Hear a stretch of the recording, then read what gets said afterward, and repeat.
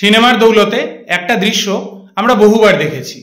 কাউকে সাপে কামড়ালেই আর একজন এসে একটা ধারালো কিছু দিয়ে সেই কামড়ানোর জায়গাটা একটি বড় করে ক্ষত সৃষ্টি করে, তারপর তার উপরে কাপড় ঠাপড় কিছু একটা ছিঁড়ে একটা শক্ত করে বাঁধন দিয়ে দেয়। কোনো কোনো ক্ষেত্রে দেখা গেছে যে সেই ক্ষতস্থানে মুখ লাগিয়ে একজন সাপের বিষটাকে টেনে থুতুর মতো ফেলে দেওয়ার চেষ্টা করছে। সিনেমায় এমনও দেখা যায় যে বিন বাজিয়ে সাপকে ডেকে এনে বিষ ফেরত নিয়ে নেওয়া হয়। দৃশ্যগুলি বেশ ইমোশনাল এবং ড্রামাটিক হলেও বাস্তবের সাথে তার কোনো মিল নেই। নমস্কার, আজ আন্তর্জাতিক সর্প দিবস বা ওয়ার্ল্ড স্নেক ডেতে এই ভিডিওতে আমি আপনাদেরকে সাপ সম্পর্কিত কিছু সচেতনতামূলক বার্তা দিতে চাই। স্নেক অ্যাওয়ারনেসের একটা পার্ট হলো সাপের রক্ষা, সাপের ক্ষতি না করা, বাস্তুতন্ত্রের সাথে তার সম্পর্ক ইত্যাদি সম্পর্কে পড়াশুনো। তা অনেকটা ওই জীববিজ্ঞানীদের বিষয়ের অন্তর্গত।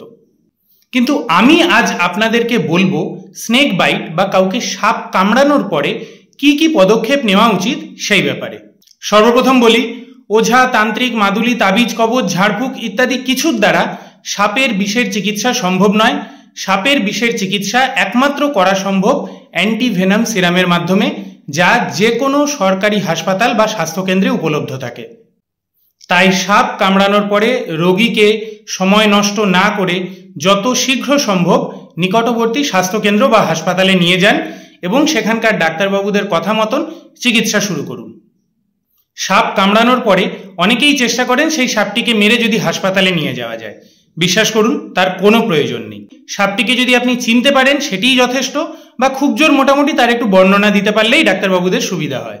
সিনেমার মতন প্লিজ ওই জায়গাটিতে বড় ক্ষত সৃষ্টি করা বা তার চার আঙ্গুল উপরে বাঁধন দেওয়া, ওখানে চুন লাগানো, পাতা বাটা লাগানো ইত্যাদি কিচ্ছু করে সময় নষ্ট বা রোগীর শরীরের কোনো ক্ষতি না করেই তাকে চিকিৎসকদের কাছে নিয়ে যান। গ্রামের দিকে অনেক সময় দেখা যায় যে রোগী হেঁটে হেঁটে বা সাইকেল চালিয়ে নিজেই হাসপাতালে চলে আসছেন। এরকমটা করবেন না। রোগীকে সম্পূর্ণ বিশ্রামে রাখুন, তবে বসিয়ে রাখুন, শুতে দেবেন না। আর রোগী যদি ঘুম বা তন্দ্রাচ্ছন্ন বোধ করে তাহলে তার সাথে কথা বলে তাকে জাগিয়ে রাখুন এবং অ্যালার্ট রাখার চেষ্টা করুন।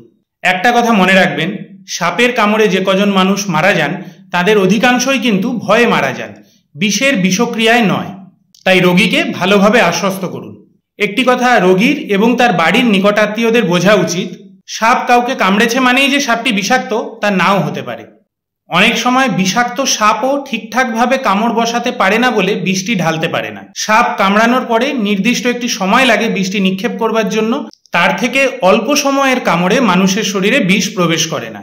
দু একটি বিষাক্ত সাপ ছাড়া অধিকাংশ ক্ষেত্রেই যে পরিমাণ বিষ একটি কামড়ে মানুষের শরীরে প্রবেশ করে তা একটি পূর্ণবয়স্ক মানুষের মৃত্যুর জন্য যথেষ্ট নয়। বিষাক্ত সাপও যদি অল্প কিছুদিন আগে অন্য কোথাও বিষ নিক্ষেপ করে থাকে তাহলে তার কামড়ে মারা যাওয়ার ভয় থাকে না বললেই চলে। এবং অ্যান্টিভেনাম সিরামের চিকিৎসায় অনেক রোগী সম্পূর্ণ সুস্থ এবং নিরাপদ হয়ে বাড়ি ফেরেন, শুধু সঠিক সময় চিকিৎসাটা শুরু করতে পারলে। তাই অযথা ভয় পাবেন না, ঘাবড়াবেন না।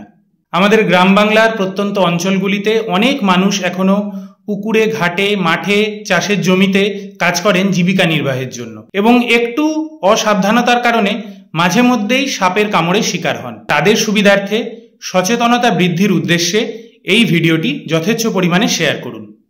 সবাই ভালো থাকুন, সুস্থ থাকুন। ধন্যবাদ।